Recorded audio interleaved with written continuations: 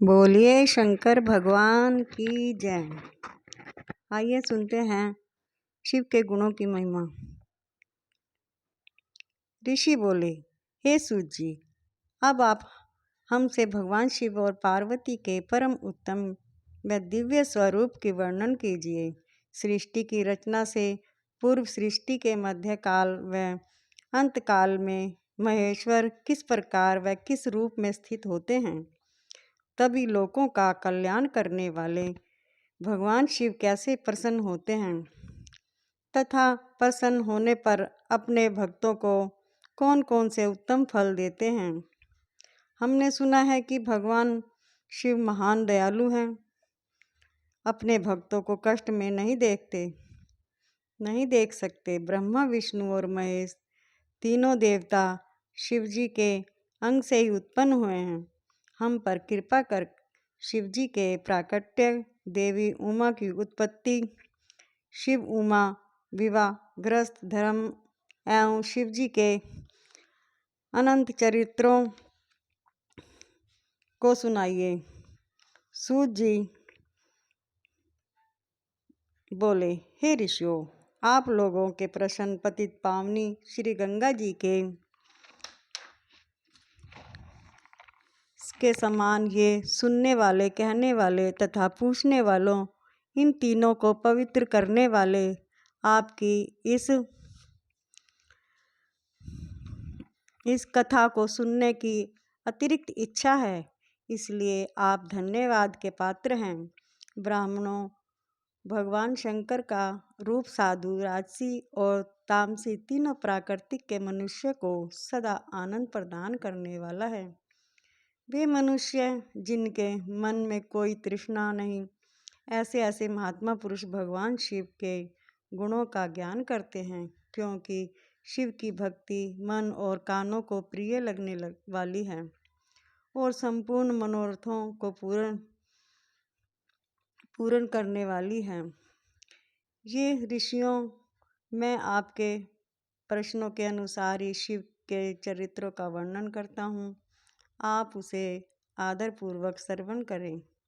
आपके प्रश्नों के अनुसार ही नारद जी ने अपने पिता ब्रह्मा जी से यही प्रश्न किया था। तब ब्रह्मा जी के प्रसन्न होने शिव चरित्र सुनाया। उसी संवाद को मैं तुम्हें सुनाता हूँ, क्योंकि उस संवाद में भवसागर से मुक्त कराने वाले गौरीश की अनेकों आचार्यमय लीला वर्णित है। सूत जी बोले, हे ऋषियों, एक दिन की बात है। ब्रह्मपुत्र नारद जी हिमालय पर्वत की एक गुफा में बहुत दिनों से तपस्या कर रहे थे। उन्होंने दृढ़तापूर्वक समाधि लगाई और तप करने लगे। उनके उग्र तप का समाचार पाकर देव इंद्र काँप उठे। उन्होंने सोचा कि नारद मुनि मेरे स्वर्गलोक के राज्य को छीनना चाहते हैं। यह ख्याल आते ही इंद्र ने उनकी तपस्या में विघ्न डालने की कोशिश की। उन्होंने कामदेव को बुलाया और कहने लगे, हे कामदेव, तुम मेरे परम मित्र एवं हितैषी हो। नारद हिमालय पर्वत की गुफा में बैठकर तपस्या कर रहा है। कहीं ऐसा ना हो कि वह वरदान से ब्रह्मा जी से मेरा स्वर्ग का राज्य ना मांग बैठे। अतः तुम वहाँ जाकर उसका तप भंग कर दो। यह आज्ञा पाकर कामदेव बसंत को साथ लेकर बड़े गर्व से उस स्थान पर गए और अपनी सारी कलाएं रच डाली। कामदेव और बसंत के बहुत प्रयत्न करने पर भी नारद मुनि के मन में कोई विकार उत्पन्न नहीं हुआ। कामदेव जी के अनुग्रह से उन दोनों का गर्व चूर्ण हो गया। ऐसा इसलिए हुआ क्योंकि महादेव जी की कृपा से नारद मुनि पर कामदेव का कोई प्रभाव नहीं पड़ा। पहले उस आश्रम में भगवान शिव ने भी तपस्या की थी। उसी स्थान पर उन्होंने ऋषि मुनियों की तपस्या का नाश करने वाले कामदेव को भस्म कर डाला था।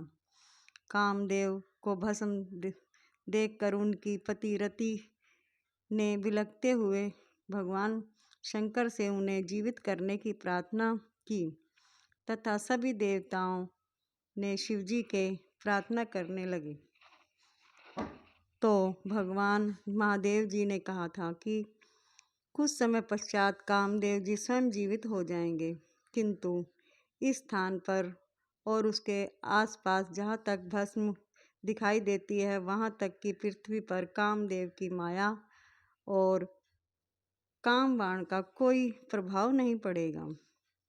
इस प्रकार उस स्थान से कामदेव लज्जित होकर वापस लौट आया। देवराज इंद्र ने जब यह सुना कि नारद जी पर कामदेव का कोई प्रभाव नहीं पड़ा तो उन्होंने नारद जी की खूब प्रशंसा की। भगवान शिव की माया के कारण वे भूल गए थे कि शिव जी के शाप के कारण उस स्थान पर कामदेव की माया नहीं चल सकती। नारद जी भगवान शिव की कृपा से बहुत समय तक तपस्या करते रहे। अपने तप का पूर्ण हुआ समझकर नारद जी उठे तो उन्हें कामदेव पर विजय प्राप्त करने का ध्यान आया। तब उन्हें मन ही मन इस बात का घमंड हुआ कि उन्होंने कामदेव पर विजय प्राप्त कर ली। इस प्रकार अभिमान से उनका ज्ञान नष्ट हो गया। वे यह समझ नहीं सके कि कामदेव की पराजित होने में भगवान शंकर की ही माया थी। तब वे अपने काम विजय की कथा सुनने के लिए शीघ्र ही कैलाश पर्वत पर जा पहुँचे और भगवान शिव को नमस्कार करके अपनी तपस्या की सफलता का समाचार तथा कामदेव पर विजय प्राप्त करने का समाचार कह सुनाया। यह सुनकर कामदेव जी ने नारद की प्रशंसा करते हुए कहा, हे नारद जी, आप परम धन्य हैं, परंतु मेरी एक बात याद रखना कि यह समाचार किसी अन्य देवता को मत सुनाना। विशेषकर भगवान विष्णु से तो इस बात को कदापि न कहना। यह वृत्तांत सबसे छिपा कर रखने योग्य है। तुम मेरे प्रिय हो, इसलिए मैं तुम्हें यह आज्ञा देता हूँ कि यह बात किसी के सामने प्रकट मत करना। परंतु वे तो शिव की माया से मोहित हो चुके थे, इसलिए उनकी दी दीक्षा को ध्यान में रखते हुए वे ब्रह्मलोक चले गए। वहाँ ब्रह्मा जी को नमस्कार करते हुए मैंने अपने तपोबल से कामदेव को जीत लिया। यह सुनकर ब्रह्मा जी ने भगवान शिव के चरणों का चिंतन करके सारा कारण जान लिया तथा अपने पुत्र नारद को यह सब किसी और को से कहने के लिए मना कर दिया। नारद के मन में अभिमान के अंकुर उत्पन्न हो गए। इससे फलस्वरूप उसकी बुद्धि नष्ट हो गई। वे तो तुरंत विष्णुलोक पहुंचकर भगवान विष्णु को सारा किस्सा सुनाना चाहते थे। अतः शीघ्र ही वे ब्रह्मलोक से चल दिए। नारद मुनि को आते देखकर भगवान विष्णु सिंहासन से उठ खड़े हुए। उन्होंने नारद को गले लगा लिया और आदर सहित आसन पर बिठाया।